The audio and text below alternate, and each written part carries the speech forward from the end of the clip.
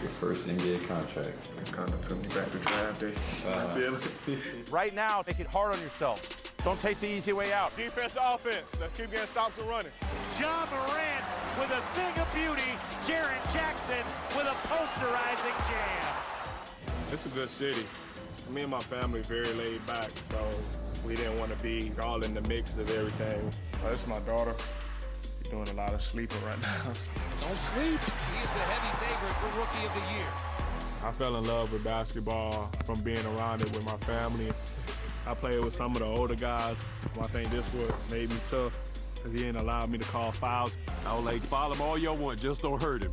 My workouts was crazy. After every drill, you got to jump on the tire. Obviously paid off. Whoa! Morant trying to hammer one. This kid plays nothing like a rookie. What a ridiculous finish from Ja Morant! When I look in the mirror, I just see a dude who's been through a lot, faced a lot of adversity, but didn't give up. Splits, three, Hornet defenders. With 7/10 of a second to go. Let's go! The favorite for Rookie of the Year, smack dab in the middle of a quadruple header on MLK Day between NBA TV and TNT. Toronto and Atlanta here on the network. Then TNT has the Pelicans, Grizzlies, Lakers, Celtics, and the Warriors and Portland Trailblazers. And let's start with the Pelicans and Grizzlies. There figures to be lots of offense. During a 7-game win streak, the Grizzlies are one of the best offensive teams across the board in the NBA. Pelicans certainly put up points as well. What are you expecting out of those two when they get together? Much of the same. We see a lot of Brandon Ingram scoring the ball. Lonzo Ball's playing better. Memphis, Valanciunas has been dominating a little bit more inside. And, you know, obviously the play of the young rookie, Ja, exciting play, and Jaren Jackson Jr. So I think it's going to be a lot of fireworks on the offensive side. What's impressed you most about the Rook so far?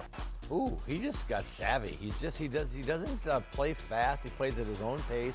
He doesn't get rushed. He just makes plays, and Valanciunas is living off. I mean, he got to give Ja Morant half his contract. He's driving in there and dropping things off, and Valanciunas is catching and finishing. But the kid is just really, he just knows who he is, and he plays to his strengths all the time. You very seldom see him take really bad shots. You very seldom see him do things where you go like, ugh, you know, what's he doing? You watch him play, and you go, oh, good play, good play, good play, good. So he makes good play after good play after good play. And when he's coming at the basket, his ability to spin and cleverness with the ball and finishing around it, he's really, I really enjoy that kid. And then you add on top of all that, he's a freakish athlete. So every once in a while, he'll do a dunk on you. But that team's playing well. And, you know, the Memphis is really overachieving from what I thought they would be, due to him mostly, I think. And he's got that something, man. And it's hard to put your finger on it, but when you see it, you know it. And he's got that little special it that when you're playing with him, Brian, you're running the wing a little harder. You're doing some stuff because he's going to make the right play. Plays like a guy who's been running a team for a really long time, among other things. Zion Williamson is expected to be back on Wednesday against the San Antonio Spurs. How does that affect Brandon Ingram, who's been on a little bit of a scoring tear here lately? Well, it affects my television viewing, so I got to watch that. I was planning on doing something else, but no. Wednesday night, you're telling me he's playing Wednesday, Matt. Yeah. Okay. Well, we think he's playing Wednesday. Well, there you go. They're targeting Wednesday. I got big plans on Wednesday, which I'm changing, so I just got to know. I really like him. I just think he doesn't hold the ball. You know, you look at Zion Williams, he just plays. And if Ingram will just go out there and play basketball, I think he'll be fine. I think the only time you really having problems when you young teams, whose team is it, who's the man, and these egos get involved. If they just put their egos aside and just go play basketball, they could really be a fun team. Because Ingram's added strength, he doesn't look that much stronger, but he's absorbing now contact and probably more used to the NBA too, you know, more used to getting into people's body and then shooting the ball off of some contact. But I've been impressed with him. His improvement has really been great. Getting Zion there should be fantastic. And those guys got to be looking at this like, hey, let's just be the really new dynamic duo. Let's see how good we can get. And they're both so young. So it's fun times in New Orleans right now. Speaking of offense, or in this case, offense, the world champs are on a tear offensively during a 3-game win streak. All right, I'll stop my Canadian accent. They're averaging over 130 points a game on nearly 57% shooting, just under 48% from three over the last 3 games. And some of that has to do with the fact that they're finally healthy again. Yeah, I mean, you get Gasol back, you get Van Vliet, Siakam back, and so now they're finding the rhythm. They have their pieces, and these guys, they all have championship pedigree. They've been here, they had it before, so they're finally starting to find that, and it's starting to show in their play, especially on the offensive side. Well, the Raptors meet a Hawks team that made a move last week to bring in former All-Star Jeff Teague back on the roster now, and this, guys, is one reason why. The Hawks are nearly 17 points per possessions better with Trae Young on the floor than they are off the floor. It's the biggest gap for a single player in the whole league. They're also about 9.5 points better defensively with Young off the floor, but that's another matter altogether. How important is it for a young team, regardless of the record, just to find some balance? And in this case, with Teague presumably coming off the bench, having a little more balanced attack all in all. Yeah, he's just trying to get better. I mean, for a young guy, and look at Trae Young put up unbelievable numbers. They've done spectacular things. But at a certain point, you got to win games too, and you got to learn how to win.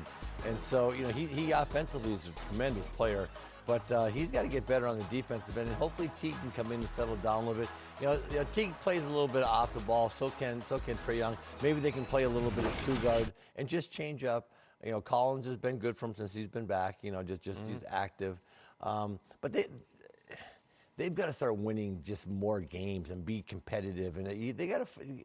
There's two things in this league: you can go play in this league, or you can win in this league. They're playing in the league, and everybody gets paid, and everybody gets everything, Brian. But winning in this league is way harder than playing in this league. If you have a little bit of talent, it's way easier to put up numbers than it is to put up wins. Winning consistently is hard, and they need to start winning more consistently with that. You have to also think that part of that move is just having a pro who's won at a fairly high level in Teague's case, just in the locker room and there to help mentor, even if it's just by playing when Trae's not in the game, in Jeff Teague. The league does it right. The Martin Luther King Jr. holiday is a celebration all over the NBA.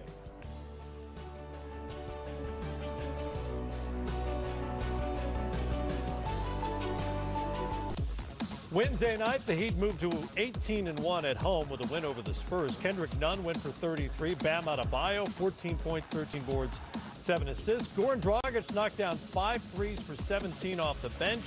And Miami outscored the Spurs by 8 in the fourth quarter in a 106-100 win. 4 days later, the rematch in San Antonio.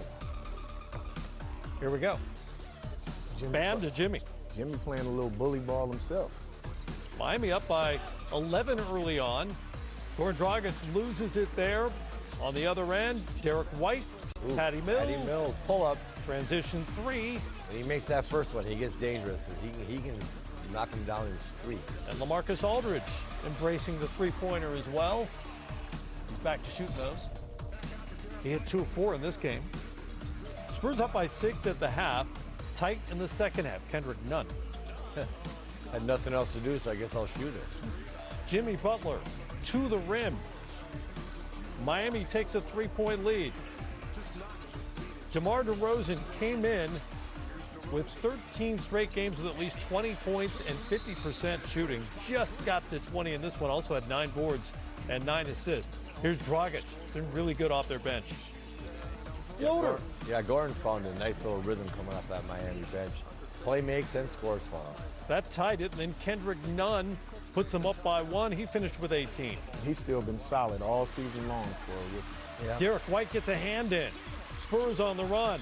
Aldridge with the finish and 1. He had 21. Spurs up by 4. Dragic uses that screen into the paint up top. How about that late in the game? Nice dish to Bam. Bam goes for 21, 15, and 6. Jimmy Butler on a drive here. He's fouled by DeMar DeRozan. They call goaltending on the back end of the play, which means count the 2 points for Miami. Called it a continuation play. Greg Popovich initially didn't want to challenge. Becky Hammond basically talked him into it, and they wound up wiping away the goaltending and taking it side out instead. Game continues. Patty Mills blocked on one end. Duncan Robinson to tie it. Decent look for a really good three-point shooter. Wouldn't fall, and San Antonio hangs on to win it 107-102, finishing the game on a 10-4 run. Spurs get the season split. DeRozan Did get his 14th straight with 20 points or more, but did not extend his 50% shooting streak because he went 7 of 16 on the night. Unlike that win in Miami we showed you a minute ago, the Heat fell flat late, shooting just 8 of 21 in the fourth quarter and 0 of 7 from three-point range. So I'll start with Miami as we consider these two teams. The Heat have been one of the best stories of the season so far in the Eastern Conference. Do they have enough to close games when it counts? I don't think so. I mean, you know they're going to play hard. You know that, Jimmy Butler would probably be that guy. So far, the guy who's been doing it for him down the stretch has been the rookie Hero. And I see tonight, he played a little less than 9 minutes. So he wasn't out there hurt to provide that. But, I think that they still need a little, Jimmy Butler needs a little help, somebody else when the defense keys on him that can consistently get it done for them, especially coming down the stretch. Yeah, I agree. I think that I like Butler. Butler's not afraid of the moment, makes big shots. Bam Adebayo has been playing fantastic. His ability to pass the ball has really impressed me this year. I knew he could rebound. I didn't, his shot and his scoring and assisting has, really come up. And then they got the two left-handers, Nunn and Goran Dragic. They're both, it's odd. Two really good left-handers on the same team. You very seldom see that. And Justice Winslow coming off an injury, another one, yeah. Exactly. And so I like him because they're scrappy. They're going to fight you every single night. But boy, in playoffs, at times you need a couple guys just to get your buckets. And Jimmy hasn't been as efficient as he normally is. Yeah. He's getting to the line enough so that his numbers look good, but he's not shooting the ball really well down there. No, and he's kind of a little bit out of rhythm. But they're a dangerous team. You don't want to play them because besides Milwaukee, I don't know if I'd take any other. They could beat any other team, I think, in the East besides Milwaukee. Well, they'll grind you for sure. Yeah. As for the Spurs, they've got this 22-year playoff streak going, which is amazing in and of itself. But right now, they're out of the top 8, a game and a half back of the Grizzlies for that final spot. What's it going to take to break through into that top 8? They just got to keep playing. Every time I count them out, last year I'm like, they'll never. They get better and better and better. And if they do a typical Popovich, they got the rodeo trip coming up. They're going to get on that trip, hopefully find some footing, come back, have a bunch of home games left, just because the way the season always works out for San Antonio. They have that long road swing, a lot of home games, and they'll win some games, and they'll hang around there. If I had to bet, I'd say they will find a way to be in that 8th spot. At what point am I wondering is when they just kind of blow this team up and start over again? That's always been my question with this team. Well, that is a tough question. It's a question we've been talking around for a couple of years now. Are we close to that? I don't think so. I mean, if you look at the history of the Spurs and Popovich being there, not really liking to make midseason. No, they don't do that much. Moves, They also had really good teams for many years. Yeah, they have, and I think that they've had a lot of inconsistent play, especially at the center position. Tonight they started Trey Lyles at the center position. I think they expected more of him. They expected more of Pirtle. I think one of the things that they can consider doing is maybe just going ahead and starting LaMarcus Aldridge at center, playing small, spreading the floor out. They missed Bertans, who was a shooter for them, in the past. And so just, they typically, as Kevin said, get stronger as the season goes on. And I wouldn't bet a bit against them in terms of making it in the 8th spot. Just never really got it going so far this season. They started the season 3-0, but they have not matched that win streak at any point since. More coming up here on Game Time. On the way, the hottest team and its heady rookie, Ja Morant. Will be a big part of the MLK Day schedule. What to look for Monday on the other side. That young man is fun to watch. Clippers and the Mavericks. Coverage starts at 6 Eastern time. And even if you want to watch another game, you can't because it's the only game on the schedule that night. Checkmate. All eyes on We win. Yeah, I guess so. Watch At Luka. the buzzer, a target date for Steph Curry's return. Marcus Thompson of The Athletic reports the Warriors are eyeing March 1st as a possible return for Curry, who's been out since October 30th with a broken left hand. He's been active on the sideline. Seen lots of videos last week or two of Steph shooting at the team's practice facility. Apparently no worse for wear either. The question would be, why? Should he come back? He's a basketball player. And what basketball players want to do, they want to play basketball. So I'm sure he's going stir crazy at home, not being able to do what he loves. Hey, if he wants to play, let him play. I prefer if he sat out, but let him play. Let him play. The man wants to play. Enjoy the holiday of hoops, everybody. Thanks for joining us. See you.